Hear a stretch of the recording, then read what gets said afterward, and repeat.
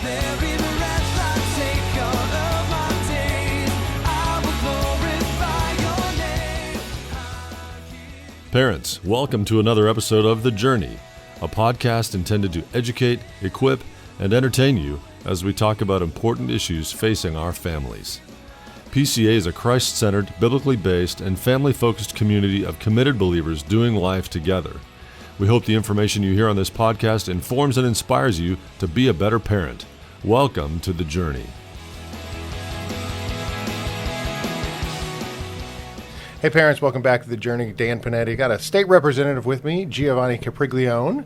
Hey, hi there. Thanks for having me. Yeah, super excited. We're over in Grapevine, and I'm thrilled to have you. Our good friend Matt Shaheen said you were the guy to talk about anything dealing with artificial intelligence. And so this is a podcast for parents, and I just kind of looking at issues that we want our parents to know about, and kind of who are people that we can talk to. Artificial intelligence is one of those issues that we could probably talk about it, and by the time this goes out and is aired, everything's changed. That's right. But we really do need to at least understand what the issues are. Why we should be concerned, and where are the people that we can get more information from. So you're a state legislator, and so you're looking at addressing policies. So you're kind of a guy who's been diving into this and looking at this. You have a tech background. Anything else our parents need to know about you specifically that would kind of help them kind of get to know you a little bit better? Well, I've been a state legislator, like you said, for 12 years now. I represent portions of Northeast Tarrant County. I'm a father of 3 kids as well. They're getting older, but I think that some of the things that we're talking about today are important, not just for children, but also for adults maybe who aren't as aware as they could be or should be about tech and online technology. It's a really useful technology. We'll talk about all the benefits of it, but there are some risks, and I hope that we get a chance to talk about those today. Yeah, I think that's one of the things when you talk about technology, when you go to the negative and here's what could happen, sometimes we forget that positive. There's so many amazing things happening with artificial intelligence.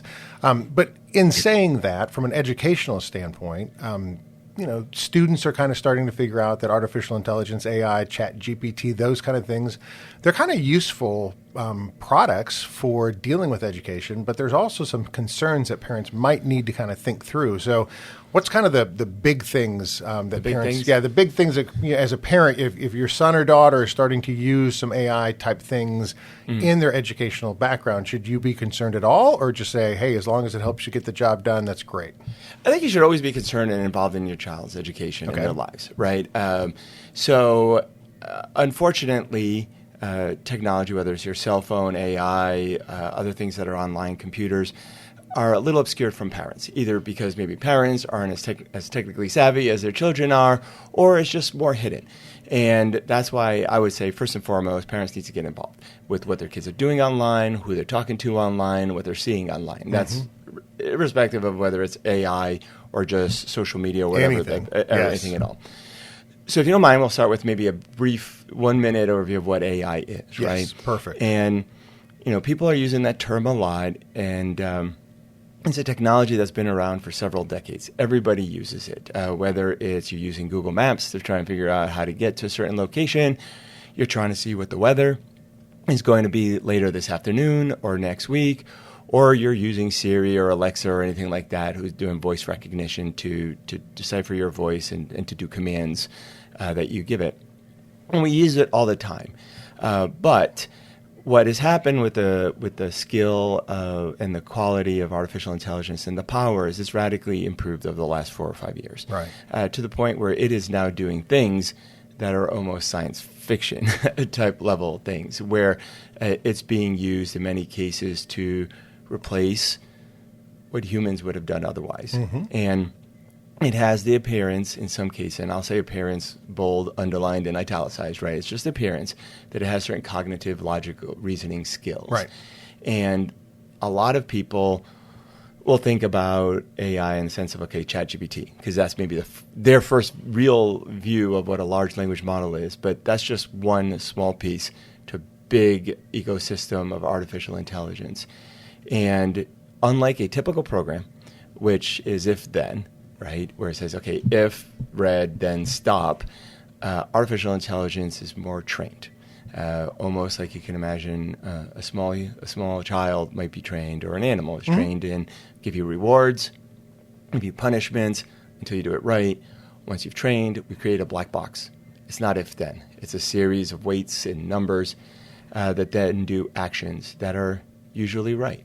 And the usually right and how it gets trained is where some of the concerns start. Yeah.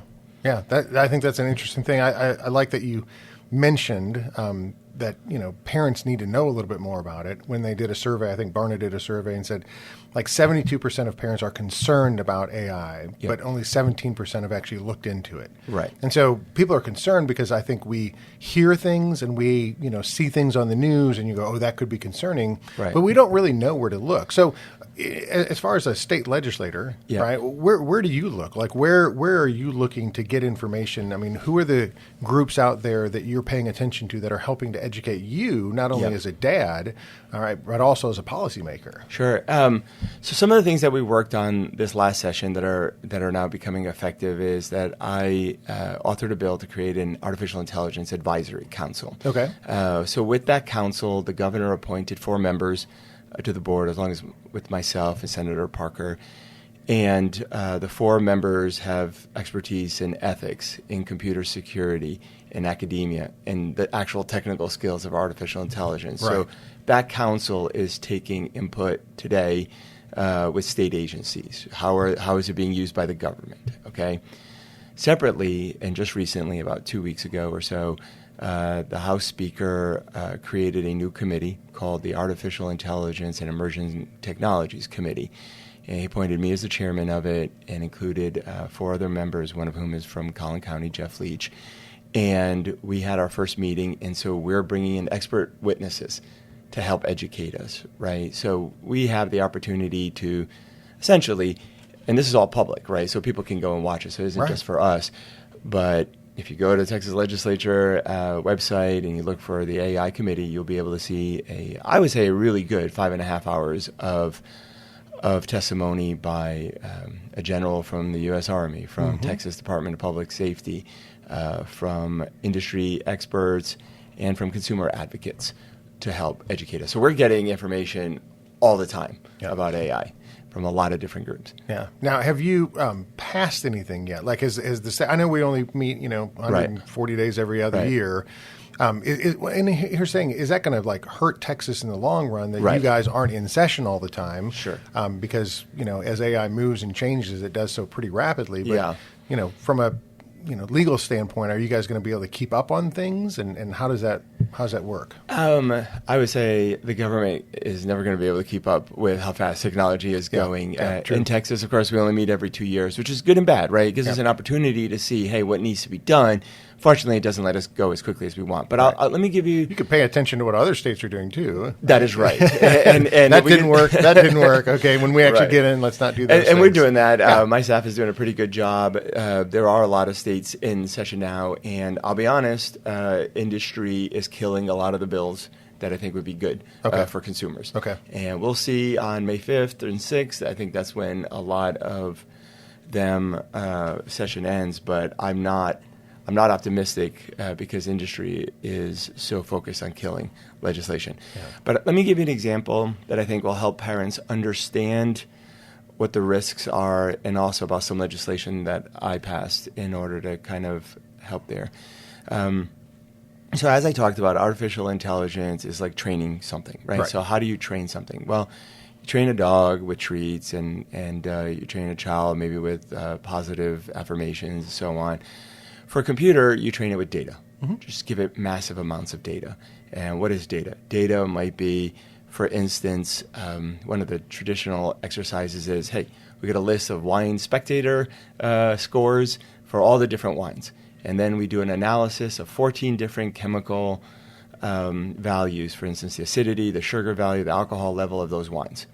And you say, okay, it had these 14 attributes to it. It was this color. It was this sweet, etc. You got an 89 on Wine Spectator. Yeah, this one got 99. You feed it tens of thousands of those scores. Today, with really good results, if you measure a wine, you can guess pretty closely what it's going to get on Wine Spectator. Wow. And so the value of that, of course, is if you're a wine manufacturer, you can tweak some of the values so that you can have a better product. But sometimes the data isn't that. Sometimes the data is the things you've bought. It's the places you've gone. It's the people you hang out with. Right. Sometimes it's the church you go to, the types of shampoo you buy at the store, the type of food that you buy at the grocery. That information is being collected on every single person who's listening on this all the time, every day. The average person has about 100,000 data points that have been collected on him or her. That includes, in many cases, your child. Okay? And that information altogether starts to create a profile of you. Mm-hmm.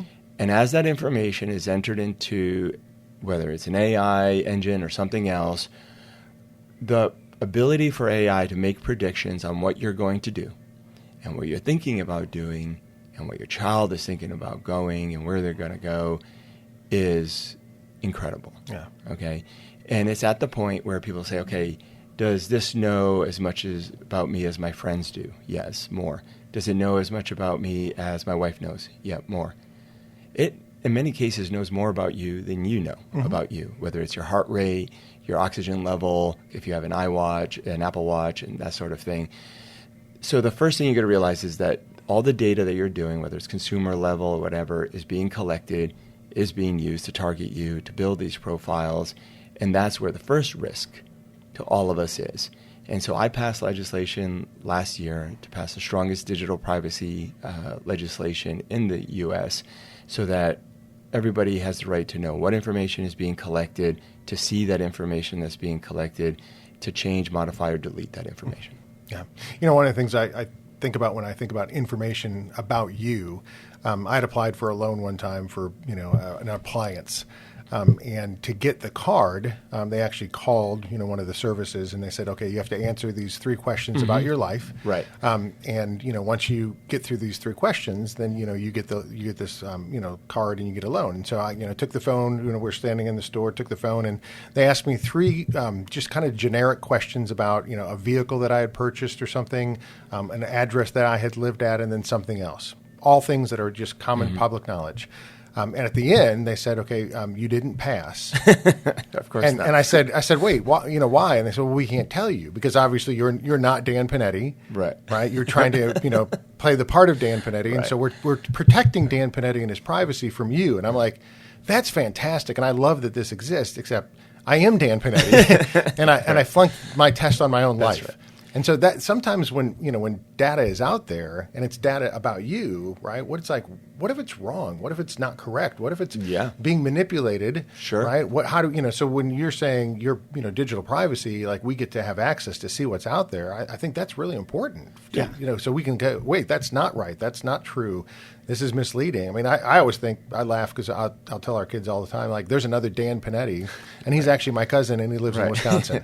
Right. And sometimes he actually has made the news on things, right? And I look, because anytime Dan Panetti pops up in, Google, it tells me, and I'll look at it and it's like, oh, that wasn't me. It's the other one. Right. It was the other one. Right. And so that I think is really important for our parents to know, like, yeah, it's important to know what data is being harvested on you, right? First and foremost, to just make sure it's correct.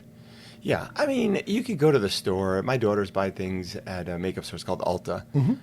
First thing they ask you, what is your zip code? What is your phone number? Can I get your email? You're just like, I'm just trying to buy shampoo, right? I mean, why are you doing that? And so just be cognizant of the fact, especially when it comes to your children, but also to yourself, don't give people your information. Yeah. Tell them no.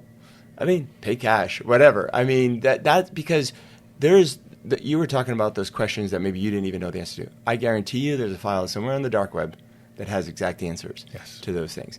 And so the only way to protect your privacy really is to make sure people never get that information to begin with. Okay. And AI trains off of that and is able to multiply and get that all together. Now, some of the things that are actually a benefit, I was part of a consumer group that did a test on would you like for your phone, right, as let's say you're just driving down the street and you pass a particular store and that store has a discount or a sale and it dings your phone and just says, hey, 20% off if you come in now. And everybody in the room pretty much said, yes, that would be fantastic. But then you realize, then you realize you're the product. You're the product, and what they're selling is you, and saying, hey, when I walk into the store, right? Or if I go here and it tracks you. The hard part is saying, right, since all those data points, in a sense, have already been collected, right, does it really help not to continue to add to that? Yeah, no, I would say absolutely, because information gets stale. Okay. Yeah, sure, I may have bought something today, but maybe I'm not interested in it in the future. Okay, so first of all, yes. So that's what AI really does, is it keeps adding to it. So every time there's something new, it learns. A lot of times people will say, I think it's my phone's listening to me because all of a sudden I heard this and now I get that. Yes. It's not. It just knows you better than you do, and that's what you want to see at that point. And so the privacy part is incredibly important. And a lot of people say to me, you go, well, I have nothing to hide. Okay, that's fine. But you also have nothing to share that you really need to. Okay? That's a good perspective. They should pay you. And it's still not worth it. The other thing that I want to talk about when it comes to AI that's also important, especially for parents who maybe aren't keeping track of their child's cell phone. So I'll start with the plug that says if you have an Apple, and a lot of people don't know about this, but there's a whole section in your Apple phone under the setting where you can set certain time limits, restrictions on apps for your child on their phone. If you're paying for their phone and they're under 18, you have today, you don't need a special app, you have full control of your child's your parental controls. Parental controls. Yes. Now, the risk is this.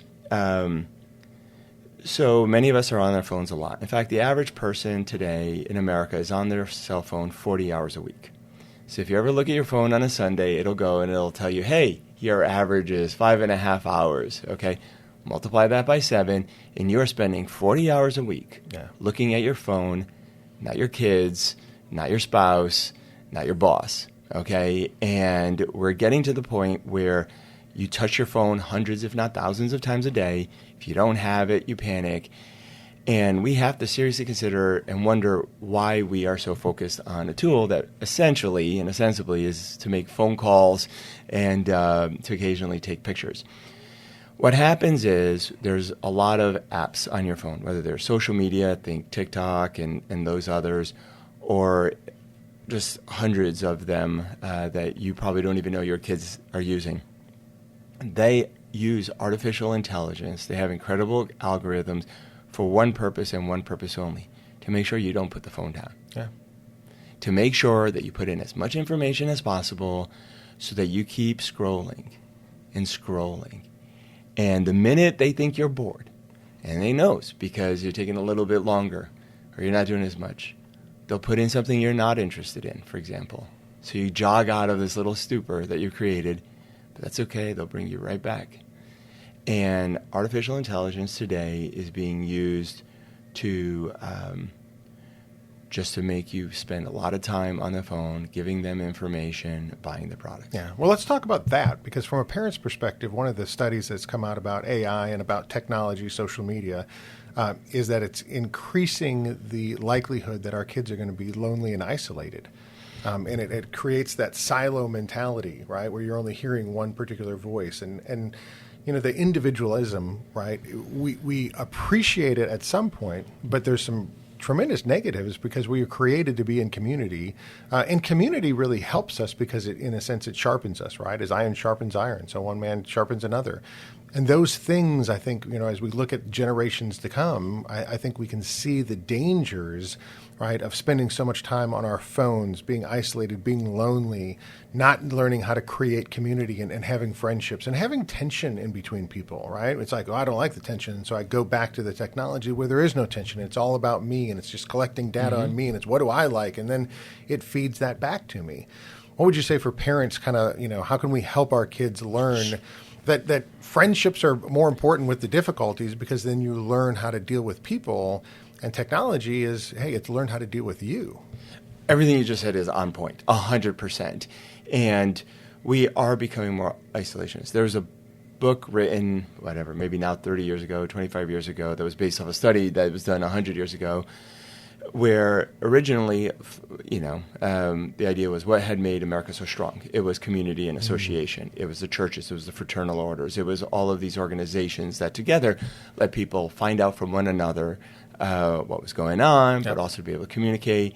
And then this book comes out, Bowling Alone, I remember. And it basically is like... Being from Wisconsin, where, right? where bowling was a big thing. Right. I remember when that came out, Yeah. right? Because they was like, bowling leagues are going down. People are not going and finding community anymore. And I thought that's a big deal. It is a big deal, and it's becoming worse. And it's obvious. You can go... I mean, everyone who's listening to this, next time you go to a restaurant, don't bring your phone.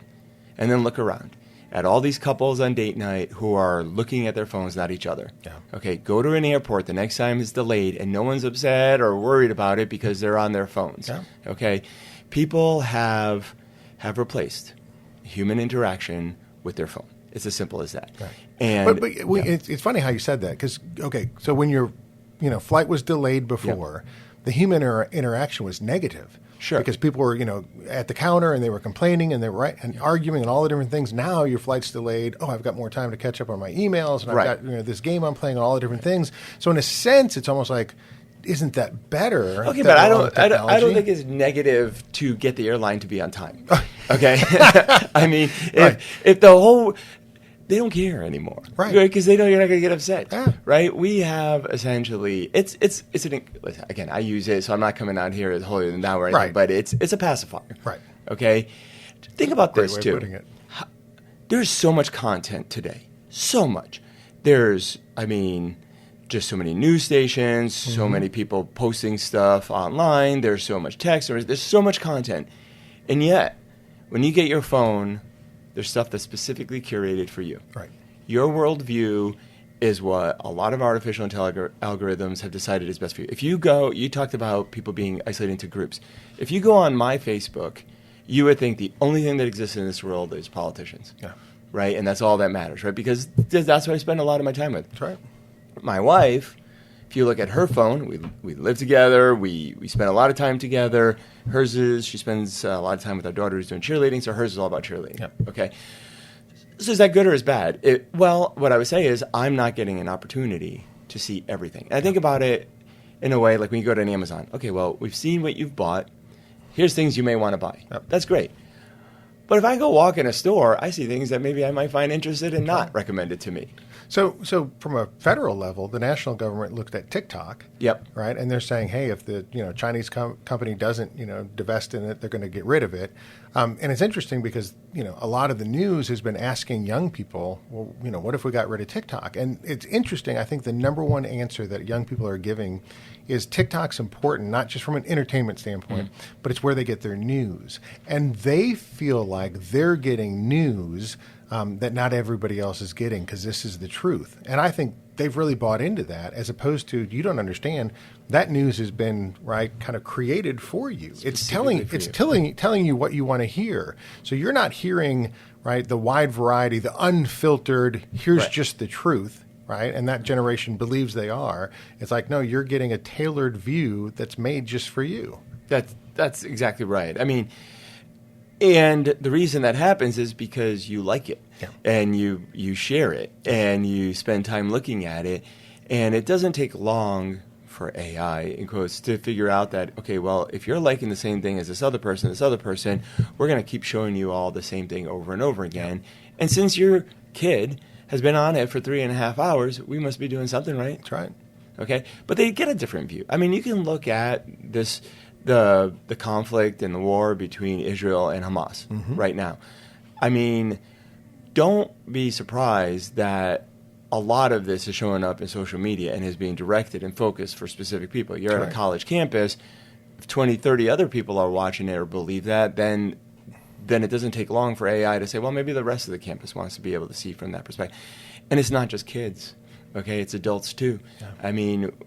I remember, we should all look at multiple news organizations to get a sense of what's going on. Fine. If you're a Fox News watcher, you should watch CNN. Okay, you should watch all this stuff. And you just should get as many different sources as possible. Okay, I've done that before, especially when it comes to campaigns and election time.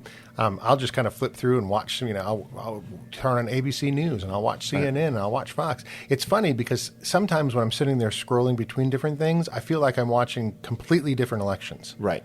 Right. And it's like, are we covering the exact same thing, or is this? It's from such. But that's the back to the community problem, right? Because if If you went and talked to 20 of your friends who may be on different parts of the political spectrum, you'd be like, wait, that's not what I saw at all. And then you have what? A conversation with other people. Good point. And then you have a debate and a dialogue, and then you do it. And that, in turn, would make the news say, okay, we probably need to show both sides or a little bit more about this. So that's the risk, right? Because the other part of this is, as an adult, and back to what you should do for your children, is you have to, more than ever before, teach them to be able to understand what's real and what's not real, to look at sources, to differentiate between things that are false and things that are not, okay? And that's a skill that we may take for granted as adults, but it's just becoming more difficult. If you're glued to this thing, 4 or 5 hours a day, you start to think that what it's saying is true. Yeah. It has, it kind of has like this sense of authority, though. Well, it's coming from my phone. It's coming from social media. I can't tell you how many people I see will post something and say, I don't know if this is true, but... You're like, okay, well then don't post it. They feed it. It's just amazing. So critical thinking, right? Critical really thinking is that lost art of being able to ask questions and then kind of dig into it a little bit and say, what if this isn't true? Right. How do I know this is true? Where does this come from? What's the source? Right? That's a super important skill to teach our kids. Yeah. I going back to political campaigns for a little, I know most of Collin County had a difficult political season, so everyone's got mail. You probably have all thrown it away. But at the bottom of every single little mail piece, it says political advertising paid for by. Yes. Who is that? Who is that? Who is that? Right. And what are they getting out of it? Right. Right. And I mean, I was whatever. Luckily, I won my race with no problem. But this guy's like, well, I got this piece of paper here, Gio, and it says not to vote for you. It has somebody else. I'm like, okay, well, that's cool. Where did the paper come from? Right. Well, I'm not really sure. Okay, stop. Let's go look at the bottom. Yep. Okay, this was paid for by my opponent. I could totally see why he doesn't want you to vote for me. Oh, so you can. And honestly, you don't have to be honest and fair. Yeah. Right. Because you're paying for it. Right. And so But as long as you know what the source is. That's right. Right. And the critical thinking is super important. And I think I'm worried that as AI becomes, how can I put it without seeming as it becomes more powerful and all-knowing, right? Okay, it's going to start replacing people that you might respect more. Right. People are getting very used to using it, and there's a ton of value. I hope this all doesn't come across like I'm against AI. I just think people have to be cognizant of the risk. I am not. When my daughters were learning how to drive, I wasn't worried about the car. Mm-hmm. Okay, I was worried about the other drivers. Right. I was worried about how my daughters would handle themselves in an emergency, in an accident. Totally. And I would say the same thing with artificial intelligence. Just understand what the tool is and understand that there's bad actors who want to use that tool, knowingly or unknowingly, for profit or for their own personal reasons. They want to hurt you and your kids. Yeah. Well, I'm thrilled that you're out there representing our state and the people of your district, addressing this, right? Digging into it, using your skills and background to help protect the state of Texas. And I think our parents, need to know more. I think that's the big thing is, train your kids to be critical thinkers and then be one yourself. Yeah. And as you said, maybe put the phone down a little bit more and spend time with people face to face. It's okay. I love it. So awesome. Appreciate your time. Thanks so much. All right. Thank you.